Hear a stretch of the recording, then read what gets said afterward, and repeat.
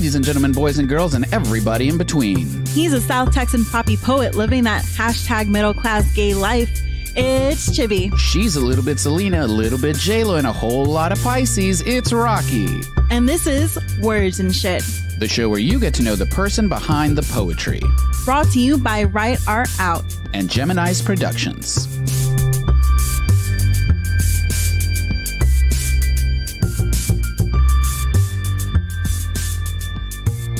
Hola, Raquel. Hi, Fran. How are you doing? I mean, you know, the semester has started. Don't even tell me. I wasn't ready. It really felt like it just took me by surprise. It shouldn't. As an administrator, it shouldn't, but it really did. I was like, why is it here? Why are the students here? I wasn't ready. How about you? How's your semester going? How's your... For the listeners, we're recording this in January. This won't come out for a while, but yes, the new semester has started. I sometimes work as a teaching artist in with a nonprofit here in San Antonio, and they put me in a school to teach with, another teaching artist. I'm never by myself, to teach poetry to the niños and niñas and niñas. And I'm teaching an 8th grade class this year. And I'm excited because we're actually in class, versus times I've taught before, it was like an after school thing. So I had 3 kids, right? But now I have a classroom full of kids. So that's been interesting. Yes. And I have a love-hate relationship with 8th graders in that I love them because they're so on the cusp. Yes. That's what I say. Being who they are, right? Yeah. Or figuring themselves out, or starting to figure themselves, right? They've been children their whole lives, and now they're about to, go there and start to form themselves as to who they're going to be for the rest of their lives. And being able to just jump in there and be hey, let me introduce you to all this poetry you didn't know about, and maybe change their lives is kind of exciting. And the hate side is they're 8th graders. I know they're too cool for school, but at the same time, you're not even cool for your life. Okay, you went far. You said the thing. In my class. You know what Edgar is? I'm sorry? Oh, an Edgar? You have Edgars in your class with the Edgar cut and everything? Edgar cut, yes. And a couple of, I'm going to call them rucas. A couple of rucas with acrylics. Yes, right there. And I'm you're in 8th grade. You have no They don't. But I love, I don't know if you've seen the TikToks or the Instagram reels, the hot Cheeto girls, right? Everyone wants to have the hot Cheeto girls where they're with their nails, and they're with the lotion right before class, and they're chewing, and then they have the spray. They're before they go. Is that what you see?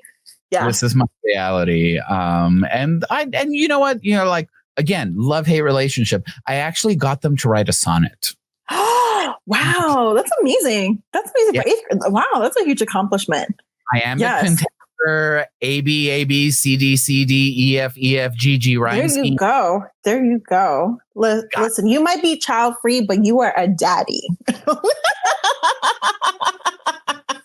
Teaching those kids with those lessons. What my husband says all the time. Love it. Oh, but speaking of friend, I think this is a great way because, I want to know, as you're teaching the future, right? Literally the future through words and poetry, right? There must be at least one or two, or hopefully a whole handful that will remember this and take them your lessons and your writing with them throughout their lives. And so I kind of want to just a little quick question of, is there anyone that who really inspired you to write? Right? Who was that one person that you heard that you're damn, I want to be a a poet? There's two, if we're being fully honest. Because like I studied poetry in high school and it was what it was and yada, yada, yada. Robert Frost, two roads diverged down a yellow wood and et cetera, et cetera. But it wasn't until I got to college where I witnessed a spoken word artist for the first time. You know, his name is Christopher Lee Daniels, a titan in the Austin poetry slam scene of the mid 2000s. And I was hosting an event that he was performing at UT Austin, and, you know, talking to all the acts that were performing that night. And I was just, you know, like, you know, I need to know who you are so I can introduce you. I'm the host, yada, yada, yada. He had a water bottle full of tequila. Of course. You were like, yes. Yeah. My best friend while I was in college. But I introduce him. He goes up and I'm just like, yeah, it's poetry. Christopher Lee. And he goes up and the first poem that he says, and first words out of his mouth, my pussy is contagious and you can't contain this beast with two hands. And I was like, what? Amazing. Right. And so that introduced me to the world of spoken word and what poetry could be, which is great. And then two, it's always Allen Ginsberg. It's just always Allen Ginsberg. Like when I first discovered Allen Ginsberg's Howl, it blew my mind. It like changed everything for me.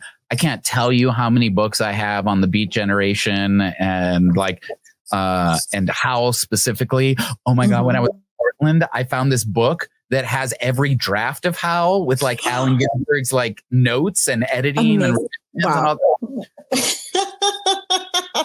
Especially you as an editor, and you get to see the process from beginning to end. Yes. Teaching these niños Howl next week. I'm so excited.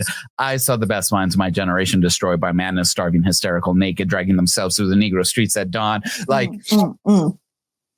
I've done the play twice. I've done a play about Allen Ginsberg twice, like, and really just changed. Like, I think what Howl and Allen Ginsberg did was it showed me how important and how impactful poetry can be, because that poem specifically changed the future of publishing and what would be allowed to be published and what is deemed art. Right. And, needless to say, there would be no Showtime. There would be no HBO late at night.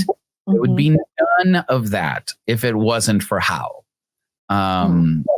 Exactly. And that just goes to show how, like, you really don't know the extent of the impact that you make with the work that you produce. You know? Yes. And I think that is a beautiful segue of the guest that we have today. Not only did you have the pleasure of actually seeing their work from like beginning to the very end, right? Not only our guest is also on tour speaking to the youth of the future, right? And also having a major impact on them. So if you can, I know he is one of your greatest, dearest friends. Please, let's introduce our guest for today.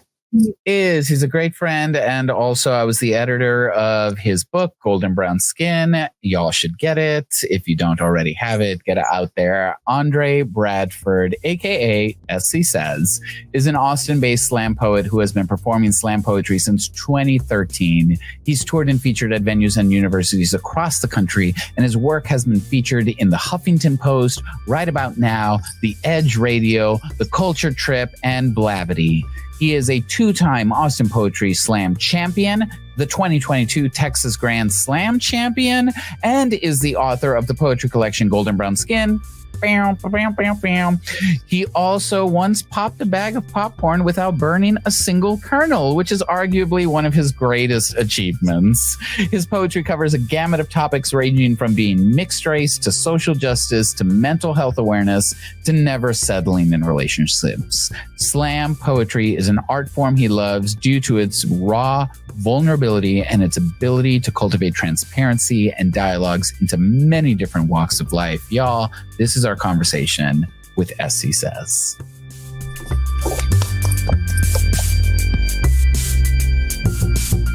SC Says, welcome to the pod. Thanks for having me. We're so excited to have you. So thank you so much for taking time to really just talk to us about words and poetry and shit. I hate talking about these things, but I'll do it for y'all. Really? No, because I almost have like a whole hour just talking about it. So at least pretend that you like it for us. But thank you. But yeah, thank you so much for being here. We really appreciate it. And we were talking in the backstage that you and Chibi have an amazing friendship, a work relationship. And I think it's really appropriate for Chibi to really introduce you to our audiences. Am I doing the check-in here? Is that what's things on its head? Well, we like to start us off, with a quick check-in with all of our guests, right? Like Raquel said, you and I are friends. We've known each other. She's meeting you for the first time. But by the end of this conversation, we're all going to be friends. So we just like to check in. Like, how's your heart today, friend? Ooh, heart is good. I got a lot of sleep last night, and that was wonderful. I'm a terrible sleeper, and so to catch up on rest was really good. I've been traveling for performances this month, and my head has kind of been all over the place. They've been very good. I like having, I'm very, very much like an introvert. I recharge by being alone, and I just have not had a whole lot of that. So I'm feeling a lot better today. I went to the Austin Poetry Slam last night, slammed for the first time in like probably 6 months, and pulled out the win, which also feels good. I have sound effects.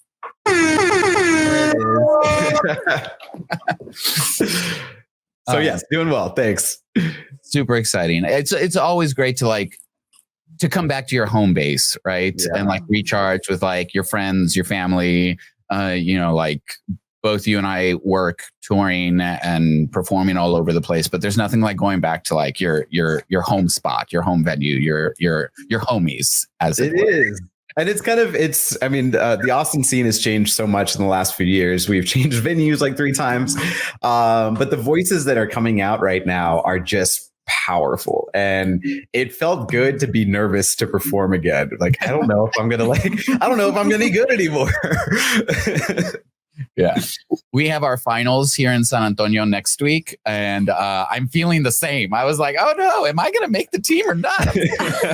I'm just like rolling my eyes for both of y'all. Like, oh my God, y'all are amazing. You'll be fine. You'll do more than great. But no, that is great. I know that Austin and the Spider House. Yeah. Right. Okay. Well, it was. It's not there anymore, but yes. Yes, it used to be. R.I.P. Many months ago. Yes. I remember going there, and I think that's where I saw you do your poetry, and I'm telling you, you are phenomenal. So as long as you have that in your back pocket, you'll be fine. You too, Tippy. I've seen you there too, and you still got it. Pulling out the oldies but goodies, right? Yes. I remember a conversation between Mike B. Did we have Mike B on the pod? Maybe we did. Yes, we did. Who's up in New Jersey, and like people giving him shit at Southern Fried and being like, you just do the same poems every year. And he's like, yeah, because they still beat your poems. But anyway, we'll have plenty of time to dive into this. We like to open up. We like to have a little like an amuse-bouche, a little, hors d'oeuvres before the main course in a segment that we call speed dating. So we're going to ask you a series of questions. It's just going to be 4. And you can, we encourage you to answer as succinctly as possible, but you can answer however you want. Okay. Feel free. So first question comes from me. And the question is, you've performed all over the country, a bunch of different spaces in front of a bunch of different audiences and different venues in different cities. What has been the favorite space that you've ever performed in for whatever reason? Man, This is probably just because it's most recent, but there's a school in Michigan called Interlochen. It's an art school, and they have just an insanely nice theater. It's an insanely nice theater, and it's always packed with other artists. And so, like, not only is the space great, but the audience is phenomenal. Like, they all want you to succeed and be amazing because they're also fellow artists. And so, it's just a perfect combination of both worlds. And so, I'm usually there in January, which is not the time to be in Michigan, but it's also beautiful. Wow. So right now, that's probably top of my list. All right. Amazing. All right. So, in one of your poems, you're talking about like loving on yourself, right? Taking like yourself on a date and everything. And you mentioned getting yourself a gift card. So I have a question. Like, what mid-chain restaurants, right? This could be like a Texas Roadhouse, Outback, like Applebee's, Chico Hartford, that you want a gift card. And then what are you ordering at that place? Oh man, you said restaurant, and the first thing that came to mind was like Cane's. It wasn't even like Cane's. I'll go for Cane's. I mean, I don't even need to sit down. I'm like, now I'm really craving Cane's. Cane's is top tier for me. It's not a restaurant, but I love Cane's. Chewy's maybe is like another like mid-tier restaurant that like every time I go, I usually have a good time. Okay, but what are you ordering? Oh, I'm getting a chimichanga. I'm getting a chimichanga at Chewy's. And I'm getting a whatever the 4-finger box is called at Cane's. At Raising Cane's. Oh, now I'm hungry. Damn you. There's my fun question. I've never been asked that before. Well, that's why we're here. We're trying to learn about you. We're asking the hard questions other people don't. That's getting to know the person behind the poetry. Now you're making me crave. God, what's the name of that restaurant that's over on the lake in Austin that serves these giant burritos? No. I'm not going to remember it. It's fine. Gosh dang it. It's like tip of my tongue too. On that note, I ask this of every one of our guests. So it's the same question every time. What is your favorite food dish or your favorite meal to eat? Like, what's your favorite thing to eat? Oh, favorite thing is popcorn, hands down. Not even close. Okay. It's like, been my favorite since like as long as I can remember. I used to work. My first job was at a movie theater, and I ate unlimited popcorn. It was the best. I had unlimited access to popcorn, and I think like at any given time, I'm like sweating out popcorn oil. It's a part of who I am at this point. But there's a really like in terms of like an actual meal with like nutrients. There's this amazing Thai food place called Tuk Tuk in Austin that has this like pad see ew with chicken that is just like fire, and you can get it like ridiculously spicy. I've like been to Taiwan, and I feel like this is better food than I had there. It's like it's amazing. Wow. Yeah. So that's like my favorite meal. If I'm like, I get one more meal before I die, it's probably that with like a side of popcorn. Wow. That's amazing. I love popcorn too. People don't think it's a meal, but it's a whole meal. It's a whole meal. There are actually nutrients in popcorn. It's filling. It's not the worst thing in the world to snack on. It's good. I love popcorn.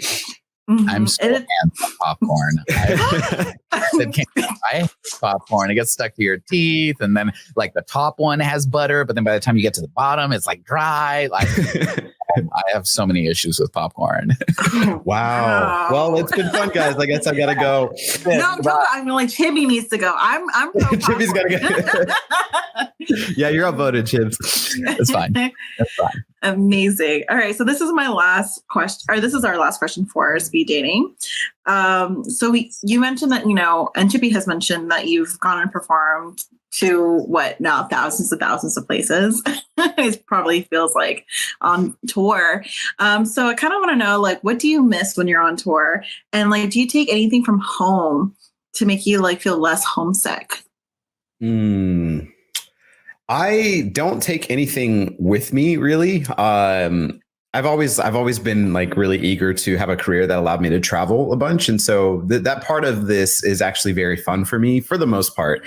But in terms of what I miss, And Chibi could probably attest to this. It gets lonely on the road. Like what I do is very singular, and it's usually just me on stage. And because of that, I'm usually just traveling by myself. And so if I'm gone for like a week and a half, the chances that I have like a really long, meaningful conversation with another human being are pretty slim, or at least with someone that I know and have a relationship with. So I do miss that. That's probably the hardest part of this, is that I don't like, I go and I have a lot of dinners for one, when I'm traveling. And I always wonder like what other people think of like seeing this one random dude in their town, just like eating by himself with his iPad, reading a book, because that's usually what I'm doing.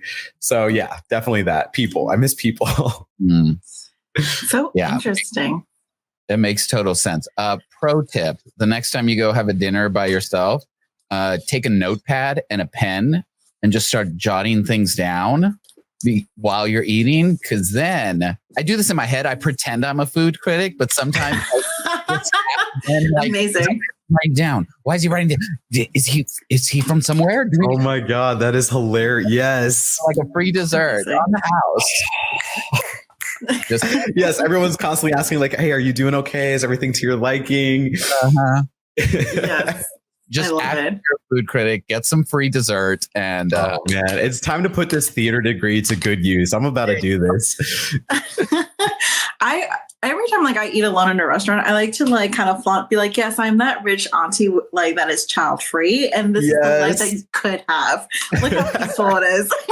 This is me thriving. Yes, that's what I do. Like it's a show. Like, don't you aspire to be me? That's the energy you should enter into. Like child free.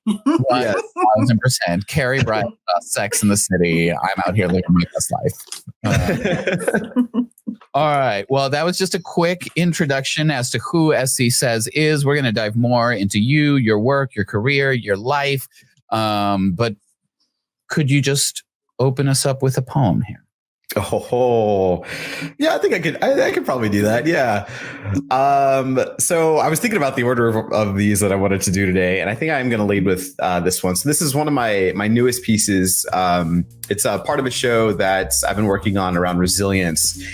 And this poem took me probably 3 years to write, just because the inspiration for it was heavy. And it just, I don't know, it hit me a lot more personally than a lot of other things that I write about has. So this poem is called Fast.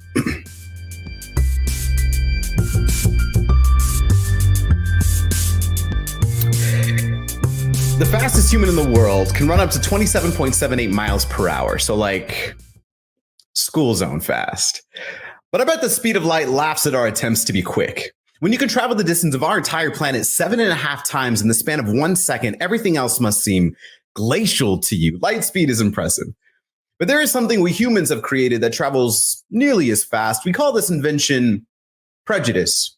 So expedient, blink and you could Mississippi riots it. So sudden, it could Eric Garner attempted arrest and to cover up statements at a speed that could break necks. I once saw prejudice be so quick, it took 200 years to Jerry meander our way back up to it. So rapid, in just 2 seconds, you can go from apartment resident to body bag recipient. So swift, you can be acquitted before the beating gains a hashtag. So immediate, racially motivated now reads mental health crisis.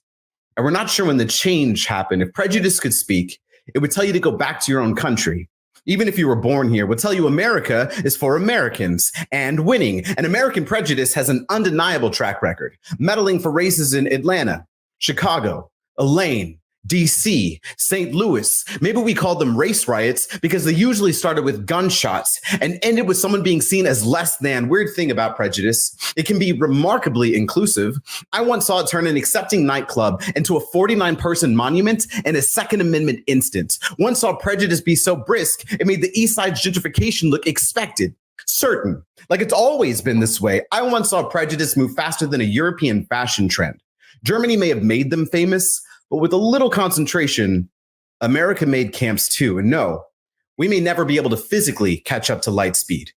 But not even light can be in two places at once. And prejudice can be both in the elevator and waiting for you on the top floor, be both in the doctor's office and the reason for your misdiagnosis. Prejudice can be on the TV screen and in the discriminatory housing policy the talking heads are paid for never mentioning. I think the only thing faster than our prejudice is how quickly American history would like you to forget its existence. If 15 Black Americans are killed in Houston, Texas, and our history books never mention it, did it ever happen? If 50 years from now, it's never taught that at the height of COVID, 9 Chinese Americans were killed due to intolerance, did it ever happen? Growing up in Texas, I never learned about the Tulsa Race Massacre. 300 African American stories ended, thriving businesses extinguished, and I was 26 when I first heard about it, maybe because our prejudice was so expeditious, it took U.S. history books 50 years to write one sentence about it. When we cherry pick what we teach about our country's biography, we only choose the most flattering stories, and prejudice will never be pretty. So in an effort of longevity, I think it bears repeating. On February 23rd, 2020, Ahmaud Arbery was gunned down while jogging. And even with video evidence, prejudice still moves so quick, it took 3 months for justice to catch up to it. Hear that. Even with a recording and a body for 75 days, his killers weren't arrested or charged with anything. And prejudice has already moved so hastily that you're not surprised by this. Maybe that's where our human invention is most like light speed. Many of the stars we see have been gone for centuries. I guess light leaves a legacy, so will we. Either the one where our greatest invention was how quickly we see someone as less than, or the one where we strived to eradicate our discrimination, not by erasing it, but by writing down its name, documenting its intentions, weaknesses, so that some future generation might finally be able to outrun it.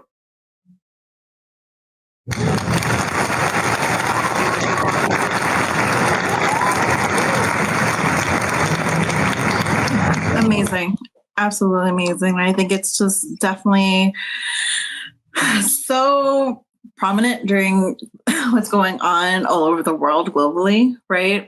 Your words, the fact of like prejudice and just this erasure of like history, specifically like US American history, right? Yeah. So I want to say thank you for sharing that poem.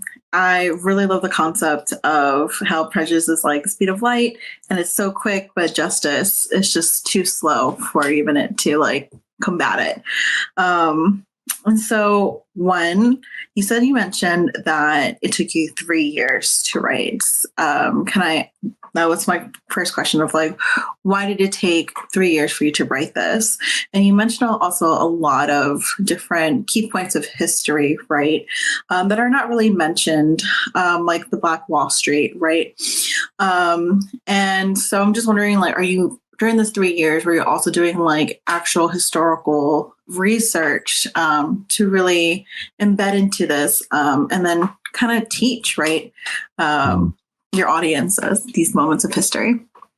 Good questions. So I think I'll start with the second one. I started researching for this poem probably last year. The heinous thing is that I didn't really have to go very far to do a lot of research. But the interesting part was that even though I do kind of now consider myself pretty knowledgeable about a lot of the history that tends to get covered up, I was still discovering things that I'd never heard about. And I learned about, so I mentioned in the poem, I was 26 when I first learned about this. That was actually because I was at a poetry slam. I'll never forget this. I was listening to Tova Charles do a poem, and she kept mentioning this thing called Black Wall Street. And I was like, what is she? I don't think I've ever heard of that. What is she talking about? And I like literally went home, just did my own research on what that was, and found out about this heinous massacre that happened in Tulsa, Oklahoma, that like should have been one of the main things that we talk about in like things that lead up to the civil rights movement. And it was just, I made sure I asked a bunch of my friends we all had the same like kind of public school education going up. Do you remember ever learning about this? Like maybe I just forgot. We took US history, I think probably 5 or 6 years in my public school education, and not one time was that ever mentioned. And that was so wild to me. And especially now in an age where we are banning certain books because it depicts an America that some people are uncomfortable with, even if it's authentically what happened and is accurate historically. I think it's more than ever. And it kind of unfairly falls on art to be that kind of like last bastion of knowledge and wealth of information and dissemination, because a lot of times we're not going to do our own research. We're going to take our education system at face value and just assume that what you're telling me is the whole story. This took me 3 years to write because I run a lot. My dad runs a lot. And this was right as George Floyd was when this really started to kind of come to light. It had happened months before George Floyd was killed, but it still took months for it to actually start to make national news. And I just remember seeing the headline for that article, man goes for run, and just like, wow, I've never felt more closely. I've had people call me like the N-word to my face. I've never felt more closely damaged by racism than I did when I read that article and I saw that video, because it just seemed like you could do something so innocuous, so human, like going for a run, and have it be the last thing you ever do, because some outside bystander will have some opinion about you or some preconceived notion about who you are and what you're doing, and then just take that into their own hands and end your life. And so I was trying to find the right way to tell this story, or in a way that just got people to see it in a different, as a part of a long stream of historical events. How do I get people to understand this wasn't a one-off thing? This just didn't happen in a vacuum. Things like this have happened for centuries, and we have been covering that up or just not teaching that part of our history for centuries. And the result of this is another dead body. And more than anything, I just want this poem to be what Tova's poem was for me, a motivator to go do my own research. You might not even believe a word that I'm saying, but if it piques your interest, your curiosity enough, maybe you'll actually go and start to do your own research on some level. A big part of the reason why I tied in the speed of light was just to get a different perspective on this event, so people don't just see it as another angry Black poet getting on stage and talking about something that didn't happen to them. No, 1,000%. And like, this is like resonating in me a lot because I'm teaching 8th graders right now, and for of poetry as activism, right? And so like we're actually going to be looking at Allen Ginsberg's Howl next week, and like, you know, so this idea that like poetry, while being very artistic and, you know, emotional, is also very informative and also an act of rebellion, an active education, right?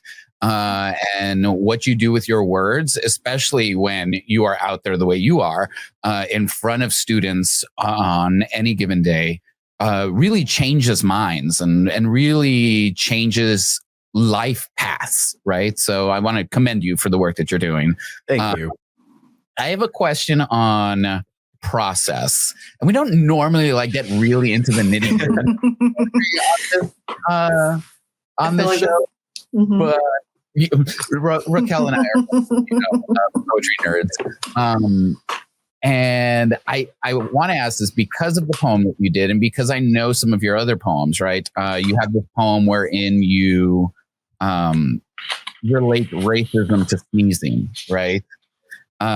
And you often have a way of like embedding the poem with a little bit of humor, a little bit of lightheartedness, right? To get the audience in. And then you have this brilliant metaphor that you just expand on for like, and so I guess my question is like, what comes first, the metaphor or the idea for the poem, right? Because like the metaphors in a lot of your poems are so crucial to them being as successful as they are, right? So it's like, you have the idea for the poem first, or does the metaphor happen and then you're like, I need to write a poem around this metaphor? You know, I don't know if I've actually put this into thought as like, is this my process? Is this how I work? But I would say probably a good 85% of the time, the poem itself, the content of the poem comes first, or the idea for the poem comes first. And then I'll get stuck because I'm like, this is terrible. There's no like deeper meaning. This is garbage. What's the bigger picture? And then the bigger metaphor will show up hopefully at some point, and I'll find a way to weave those two things together. For example, the sneezing poem, I was trying to find a way to get people to see like microaggressions and overt acts of racism in a totally different way. And I just couldn't do it. All of the writing prompts that I came up with, all of the like initial brain dumps that I did, they just seemed so surface level. And like literally one day I sneezed, and it reminded me of this moment where I sneezed in this woman's face on accident. And it just like this weird light went off in my brain. I was like, this is it. This is what it's like. I wasn't doing anything to hurt this woman. I didn't try to sneeze on her. And yet she now has a very, very understandable poor opinion of me.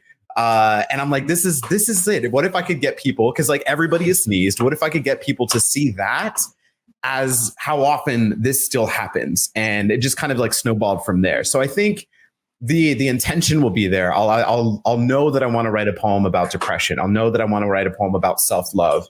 And I'll just try to find a way to tell that story that gets as many people to lean in as possible. Amazing. Absolutely amazing. And most of the time it does not work. I have so many unfinished poems that are just horrible metaphors. I keep repeating this to my 8th graders, like, just put stuff on paper. In order for you to write good poetry, you have to write a lot of bad poetry. The most bad. You have to be the worst poet in the world before you can be a decent one. Yeah, that's totally fine. That's absolutely we love first drafts. Yes, and thirds and fifths and all that stuff. Especially Chippy. I know Chippy has a amazing fascination and love for all different edits. I don't want to talk about it. Speaking of editing, I did edit this fantastic book that you did. Oh, yes. Like if you could have seen what it looked like beforehand, because this is how my brain works, right? I just write it in one column. There are no breaks. Like I write it how I think I'm going to read it. And it just doesn't look good on the page. And I sent Chibi a manuscript of this, 90 pages of just everything in the middle of the page. No breaks, no pauses, no punctuation sometimes. And Chibi had to work with, and you did magic for this thing. It looks so good. This is true. I think I get more compliments on the layout of this than maybe the actual words of it. I've had students come email me like, hey, I bought your book. I want to know, like, how did you edit it? Like, how do you do that? And I was like, nah, you need to reach out to Right About Now. They have a great editor there. Amazing. I think I'm blushing. No, you are blushing. That's so cute. I love it when Chippy blushes. He's like so adorable. No, I definitely, I do not envy Chippy's position at all. Just for you just telling me that, like, I was really trying to correct my face, but I'm so sorry. See, my face was not correct. Look, what we ended up doing with these dots, I mean, this book is amazing. Brilliant. It was the first book that we published once Right About Now came back as like a publishing house and with me on it. And I couldn't have been happier. This is like such a fantastic collection. So if you haven't gotten a copy, like, please do. But you navigate us through this journey of multi-ethnicness, of your struggle with, mental health, your struggle with just trying to find your place in this world, right? And so I'm curious how in that story and that history lends itself to the work that you do now, because most of the time you're touring and performing in like high school, right? Yeah. I'm going to call them kids. I'm sorry. I'm in my 30s. Students. I know. We call them kids all the time, but they're like students. They are the students. They're students. They are children. The babies. Young adults. They don't have to take ibuprofen for their back. How do you carry that with you as you move into working with these students that are at such like a delicate and pivotal time in their lives? So what I've really appreciated about this collection is that it isn't just like 1 or 2 years of my writing process. It's like 8 to 9 years of me trying to figure out this poetry thing, my voice, my opinions, my style of writing. And it's kind of cool. I've been doing the performances at like schools, conferences, for years before I had a book. Thank you, right about now. And, I just kind of like hoped that the message would land. And it's so interesting now to have like a physical representation of a lot of the work that led into the show that I just presented for them, to know that like if they do grab this book, they're going to get like such a fuller picture of what they got to see for like 50 minutes maybe.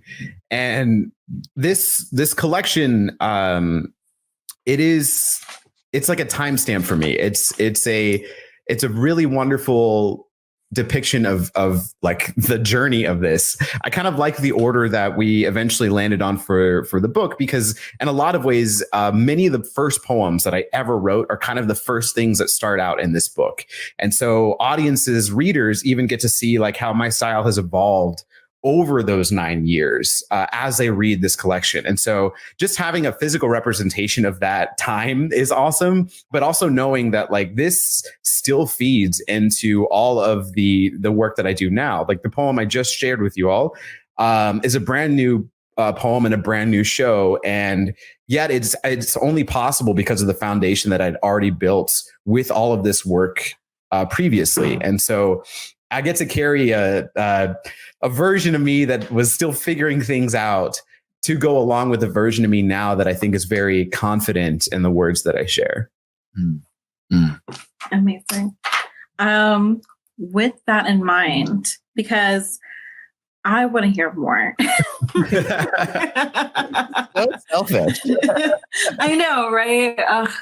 I think this will be a perfect opportunity. Since you started with something new, I think this will be a perfect opportunity to, do another poem that you've done in the past. So if you can, please share your second poem with us. Yeah. So this poem is in the book, and it's just, man, this poem means the world to me. It's about my dad. And I've similarly been trying to write this poem for many years, and I think I finally got it.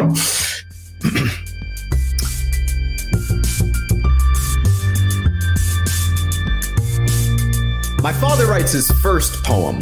It's titled, "This Belt Comes Off." No. It's called, "Don't Make Me Come Down There." My bad.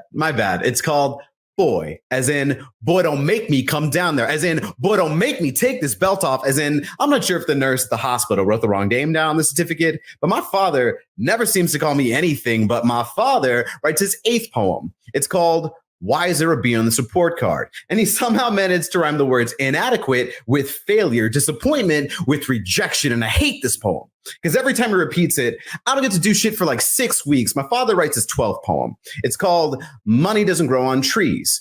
My father loves to recite this poem, so I try not to give him copious opportunities to perform, because I know this poem by heart, because this poem continues to shit on my dreams, because this poem is the reason my friends stopped inviting me to things, because I know where the money comes from. It comes from time, spent anywhere. But with me, my father wakes up at 4 a.m. every morning, drives an hour to work at Texas Instruments, works a grueling 8-hour shift doing mechanical engineering, interspersed with a 20-minute nap in his car, if he's lucky. Then he drives 30 minutes to the soccer fields to coach the kids of wealthier families in the 100-degree heat for 3 hours. Then he comes home to me, to a son that gets a B on his report card. My father writes his 15th poem. It's called, "I Love You."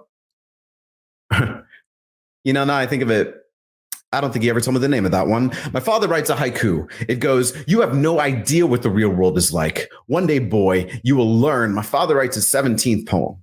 It's titled, "An Apology." There are no words in it yet, just an email subject from Wells Fargo telling me my college loan application's been approved in his name. Co-signing my unconventional dreams, my father writes his 18th poem. It's called Call Me If You Need Anything. And I don't read it for years. Maybe it was the title. Something about it rang hollow. My father writes his 21st poem. It's called Son, Don't Catch These Hands. Wait, no, that wasn't it. It was These Hands Will Catch You, Son. It's called My Phone Rings and I Don't Answer because my mental health is falling apart. I don't want my father to think his son is weak. My father writes his 22nd poem. It's called I Will Come Down There. It's a response poem to one I wrote titled I Don't Think I Can Do This Anymore. In this poem, y'all, it is a lifesaver. Part motivation, part resuscitation, packed full of 22 years of empathy. I didn't think my father could pen, let alone express openly. And you know those poems that speak to the core of you, that take up residence in the you don't know how to talk about yet. That was this poem for me, coming from a man who I thought at best tolerated, at worst loathed me for not living up to what he thought his son should be. My father doesn't write poetry. I'm lucky if I can get him to use an emoji in a text message, and that's okay. Because nowadays, every time we speak, he doesn't let me leave without telling me that he's here for me, proud of me, that he loves me, and that right there, that's my favorite poem.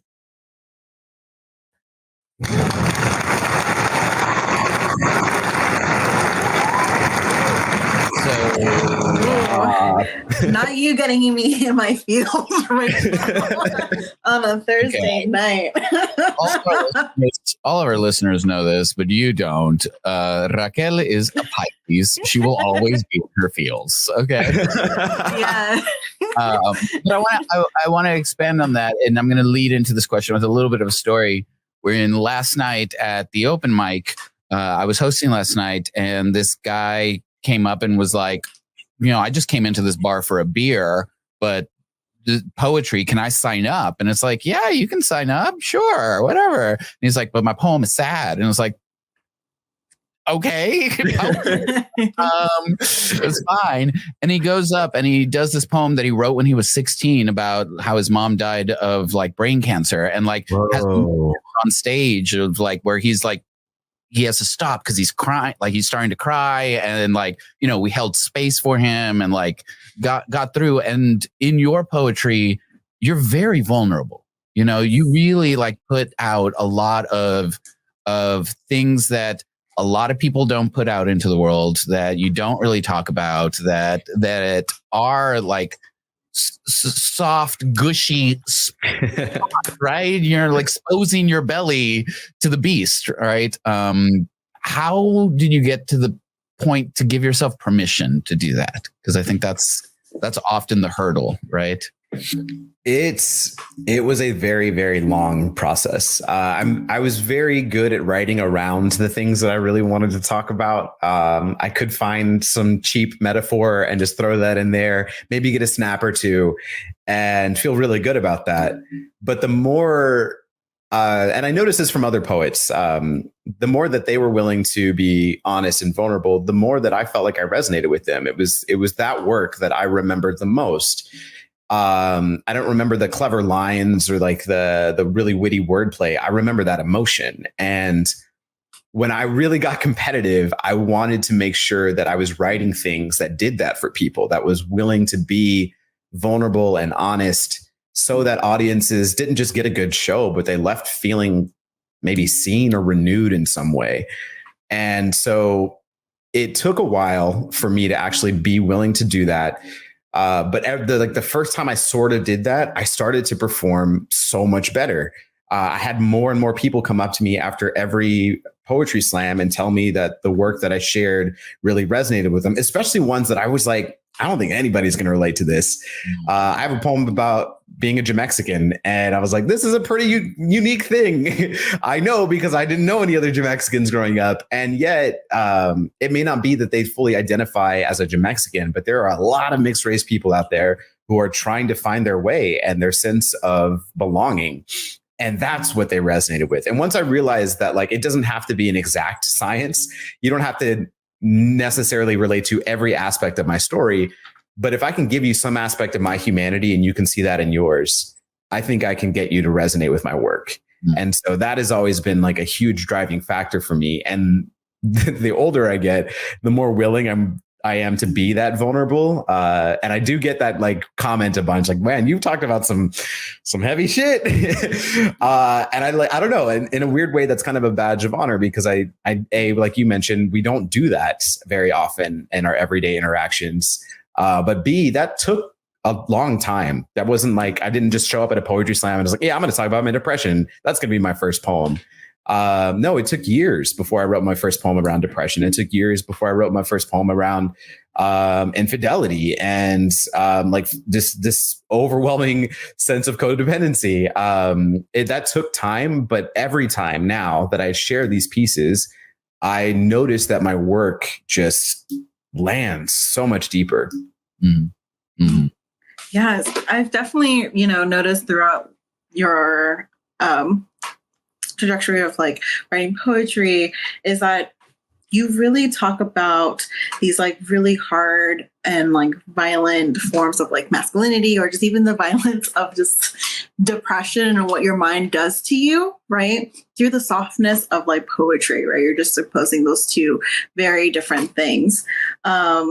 And so I kind of want to know, like, when you go and speak to a lot of these students or just anyone of your audience, just see someone who's not only Black, but also mixed race and who's a man, right? Talk about like mental health. Like, has anyone really come up to you and told you like, this is the first time I'm hearing like a man talk about like depression, especially because there's such a stigma around like people of color not believing in mental health, right? And depression and all those different types of not so fun little quirky mind things that we really just burden ourselves with when we don't have to.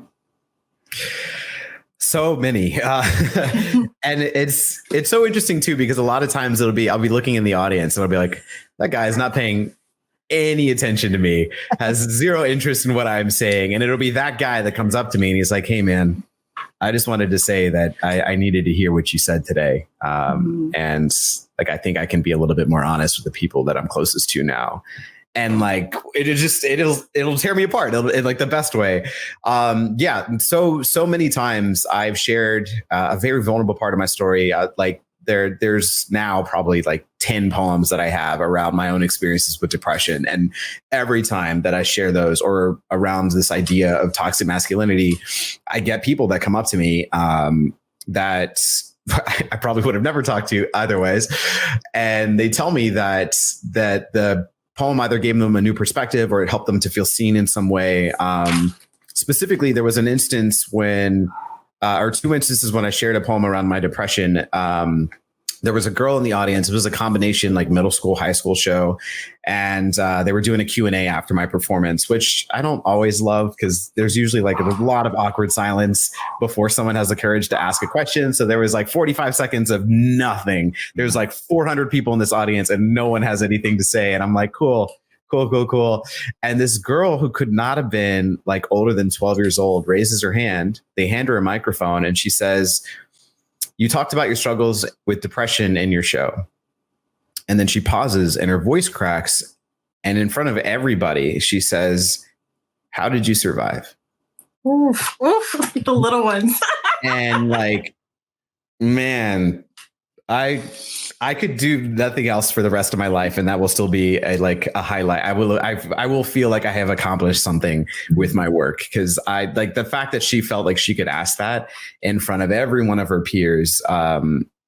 It made me feel like I'm on the right track. Mm-hmm. There was another one. It was a white male kid who came up to me and he just said, I don't struggle with any mental illness, but my brother does, and I have been struggling with understanding where he's coming from. And I had shared a poem called Dwarf Planet, where I kind of compare this idea of Pluto not being a planet anymore, being very similar to how we kind of view like mental illness. It's just like, oh, we can't see it. It doesn't really matter. It's kind of like off in the distance. But it can create a crater if we never like take it seriously. And he like through tears told me, I I've honestly kind of written him off. I thought he was lying. I thought he was just trying to get attention, and I get it. And I'm actually looking forward to going home and talking to him about it. And I may never, ever hear another word from that kid. I have no idea how that conversation went, but I got to, for a moment, see that my work, my story, my horrible experiences could help somebody else navigate life and build relationship a little bit better. Mm-hmm. This is the power of poetry, people. It is. I have one more question, especially because I loved your second poem. I love all the poems that you've recited today. But have you shared that poem with your dad? And what did he think? Oh, yeah. I performed that live for an audience of just him and my little sister. And so, I mean, I wrote that for him. I wrote it for Father's Day, ironically, as a gift. And so it was always my intention to share it with him. And I had no idea how he would respond to it. So, as you hear in that poem, my father and I had a non-existent relationship for most of my life. And it was around when I left for college that A, I really started to struggle with depression, and B, he really started to show up for me in a way that was just really unexpected. And I wanted to, more than anything, I really wanted that to be a poem about people changing. Because we always hear that people can't change. And my relationship with him before I wrote that poem was a complete 180 from how it was 18 years of my life. And I really wanted to try to capture what that journey could look like. And so I wrote this poem. I really didn't intend it to ever be shared with anybody else, but the response that I got from him and from my sister, my mom, it just was I think I really captured something in that piece that even if you didn't have a horrible relationship with your dad growing up, you could still see some part of your story in. And then when I shared that for an audience for the first time, just the response to it was insane. I had grown men come up to me with tears in their eyes and just hug me. They didn't say shit to me. They just looked at me, tears pouring down their face, and they just gave me this hug and they walked away. And I knew exactly what they were saying. And I just that's for me, that's why I love this art form. I think it has the ability to heal, to help people to just process some of the heaviness of life and see themselves and the people around them. 1000%. Poetry can be very therapeutic. Poetry is not therapy. It is not therapy, though. Therapy, still go talk to a licensed professional, but it can be part of the therapeutic process. This book, Golden Brown Skin, is a testament to that. It is an incredible collection.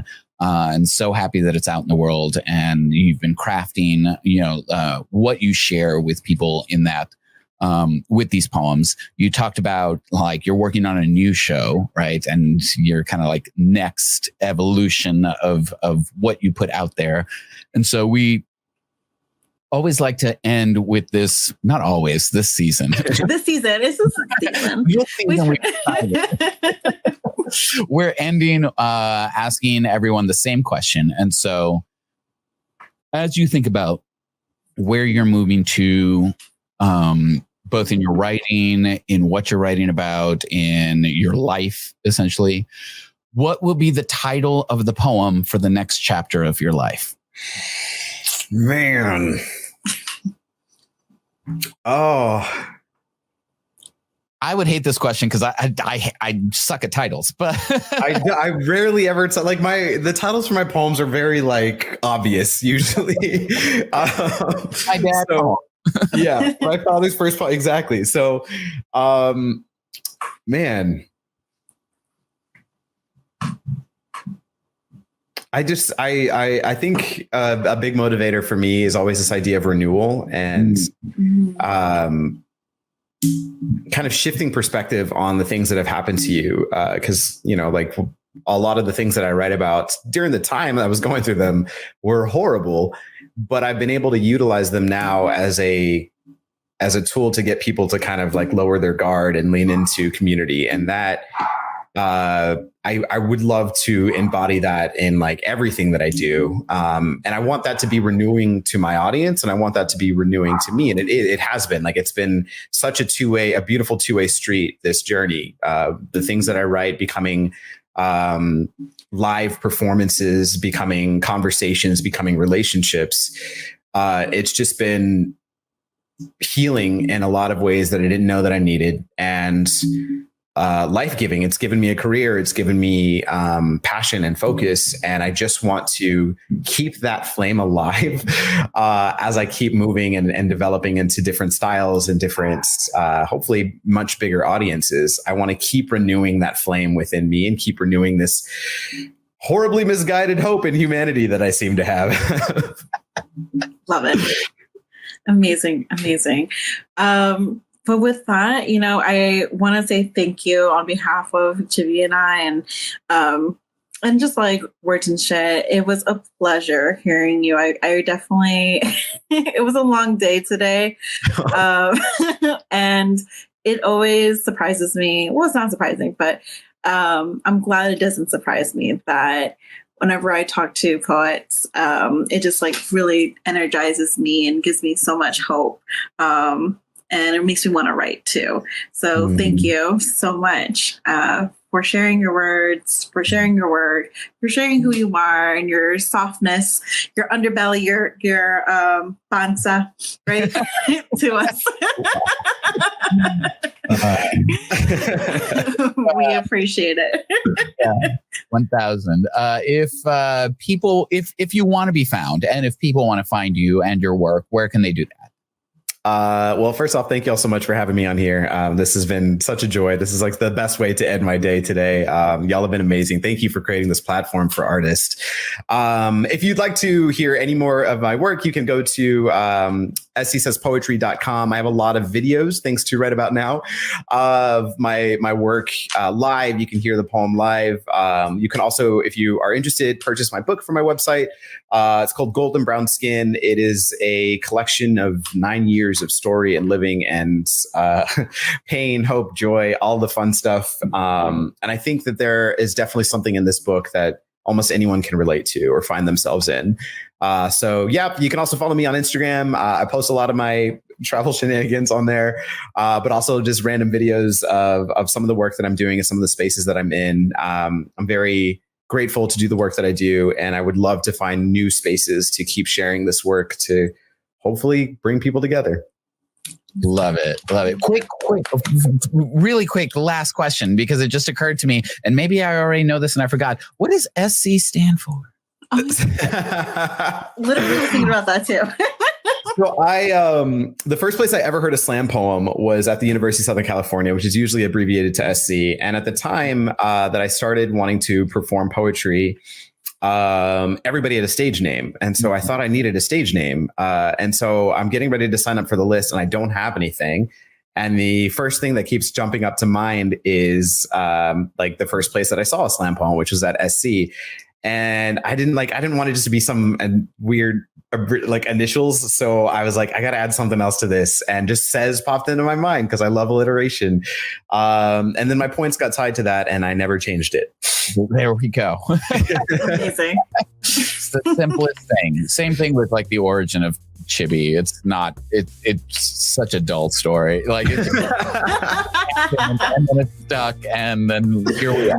Yeah, it's so much less glamorous than I'd like it to be, but there it is. But we're here for the lore. We want all the lore. Thank you for joining us. This has been a fantastic conversation. Y'all, please make sure to, if you're listening to this, check out SC Says on all the socials. Go to his website, buy his book. It's such a good book. But yeah, thank you so much for joining us. Thanks for having me, y'all. Hello, friend. I love it. I mean, kind of how you say, it's always these. I feel like we say this every time where we get to the end of the interview and like, oh my God, I didn't know I needed that. Yes. But I think poetry works in the same way, right? And the SC was recounting a lot of the ways that like he's had people come up to him, right? And similarly, I've had people come up to me and being like, I needed to hear your words today, right? Or both of us have worked in community organizing, wherein like we are creating spaces, we're creating something that we don't know the full impact of what we're doing, right? I will never know what me performing a poem in upstate Iowa did for the people that were in attendance, right? I will never know the impact of that work, but the work is so valuable. And I think that's one of the things that I'm taking away from today's conversation is just how valuable the work is and how it keeps showing up despite all of everything, just external, internal forces and everything. I feel I definitely want to echo that as well. I mean, the reason why you and SC and any other poet writes is because we saw someone do it and we were inspired to be vulnerable, to see like, wow, that someone really changed my life where I felt connected through their words. And I want to do that. Who changed my life? My life, yeah. Mariposa. She's a New Rican poet. Yes. Well, hopefully we'll get on the show. Yes. Ode to Diasporican changed my life. Okay. Changed my life. Okay. Good to know. I feel like you've bonded now.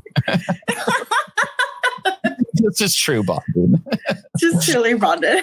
All right. Chibi, I think we have to thank our listeners, right? 1,000%. I think so too. We wouldn't be able to do all this cool things of just talking to poets and just geek out without you, listeners. So thank you so much for continuously coming in either weekly or just like sporadically. We wouldn't be here without you. So thank you so much. Exactly. Season 4 and you're still around. We're now nearing 100 episodes. I don't know what we're going to do when we get to our 100th episode. But yeah, we're getting there. Thank you also so much to Chris Condé, who produced our theme music that we use each and every week. It's one of my favorite jams and bops to hear. Just get going. It's the bass. Like, It's the bass. Know about the bass, that bass, no trouble. Chibi, I will let you sing to me and serenade to me any day. I love it. Also, thank you to Riot Art Out in the city of San Antonio, Department of Arts and Culture, whose support has helped produce this podcast. We really appreciate you. Thank you.